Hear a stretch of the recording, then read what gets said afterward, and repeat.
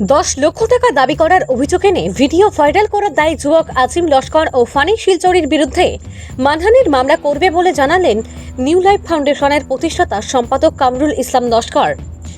সমাজসেবাকে মাথায় রেখে নেশা জাতীয় দ্রব্য থেকে যুব সমাজকে সরিয়ে রাখার প্রচেষ্টায় শিলচরের বুকে দীর্ঘদিন যাবৎ নিউ লাইফ ফাউন্ডেশন নামে একটি পুনর্বাসন কেন্দ্র পরিচালনা করছেন কামরুল ইসলাম লস্কর।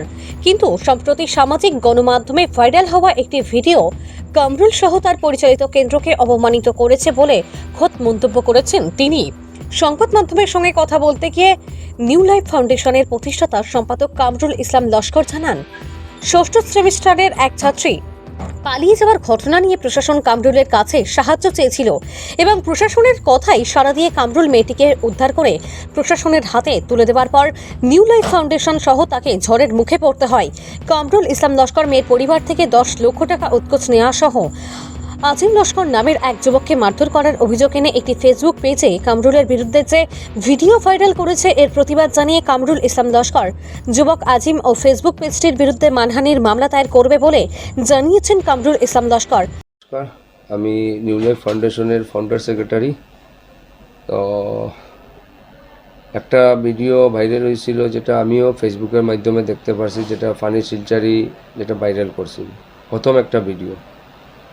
তো এই কারণে একটা মেয়ে জড়িত সংক্রান্ত এটা যে আছে, যেহেতু একটা মেয়ে একটা ছেলের লগে গেছিল গিয়া, আর প্রশাসনে এটা নিয়ে আমার কাছে সাহায্য চাইছি, মানে এর রিকভারি করার ক্ষেত্রে বা জো করার ক্ষেত্রে সাহায্য চাইছি। ওই সাহায্য করতে গিয়ে আমরা যতটুকু করতে লাগে একটা, আমরা তো যেহেতু সোশ্যাল ওয়ার্ক করিয়া থাকি, তো যার কারণে আমরা তো না করতে পারি না।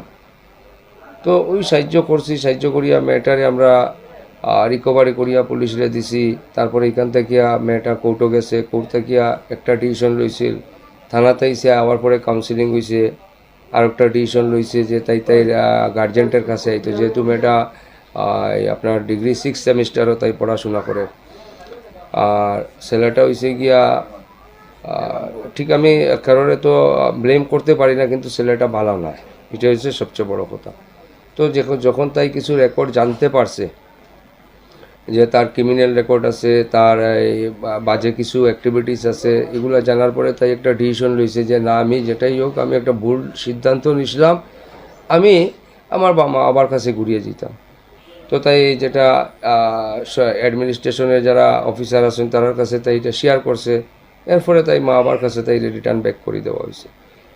তো এটার পরিপ্রেক্ষিতে ছেলে কি করছে, ছেলে হয়তো কোনো আরও কিছু আছে যেগুলো ড্রাগ পেডলার আছে, তার সঙ্গে ছেলেটার প্রচুর যোগাযোগ আছে, যেহেতু 2 নম্বরই জ করিয়া থাকে।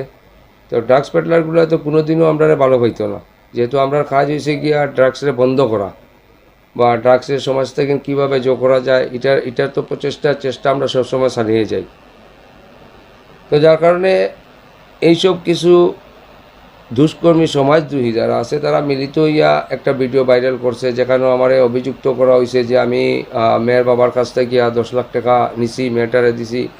তো এগুলো তো বেটার অ্যাডমিনিস্ট্রেশনই জানে যে এখানে আমরা দেওয়া বা না দেওয়ার তো কোনো ভূমিকাই নাই, যেহেতু এখানে টোটালি এটা আইনি প্রক্রিয়া, এবং আইনি প্রক্রিয়ায় মেয়ে তাই গার্জেন্টের কাছে আইতে চাইছে, তো দেওয়া হয়েছে। কারণ তো আইনের তো মানুষ আমি নাই, আমি ফানি শিলচারির এগেনস্টে বা যে ছেলের এগেনস্টে আমি কোর্টও মানহানি করবো, যেটা কারণ ফানি শিলচারি একটা মিডিয়া চ্যানেল না, একটা এন্টারটেনমেন্ট পেজ।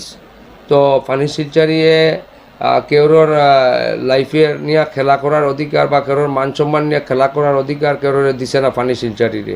আজকে আমার সমাজে যে আমার মান সম্মান আছিল, যেটা আমার ক্ষতি হয়েছে, এটা নিয়ে আমি কোর্টের দ্বারস্থ হইব। Thank you.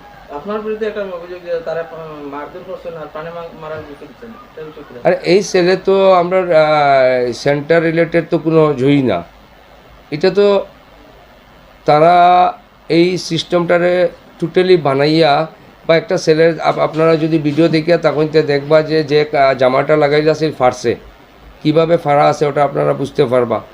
2 নম্বর হয়েছে গিয়া, যদি কেউ আমরা মারিয়া থাকি তাইলে তো তার স্পট থাকতো, মেডিকেল রিপোর্ট করুক না, মেডিকেল রিপোর্ট আনিয়া তারারে করুক আর প্রুফ করে দেখাক যে আমরা মারছি। যদি প্রুফ করিয়ে দেখায় তাইলে আমি নিউ লাইফ ফাউন্ডেশন অ্যাডমিনিস্ট্রেশনের কাছে ওই সময়ই সমঝাই দিলে, 1 সেকেন্ডও বাকি মানে আমরা অপেক্ষা করতাম না, আমরা অ্যাডমিনিস্ট্রেটর সমঝাই দিয়ে আমরা সরে যাই। রিপোর্ট।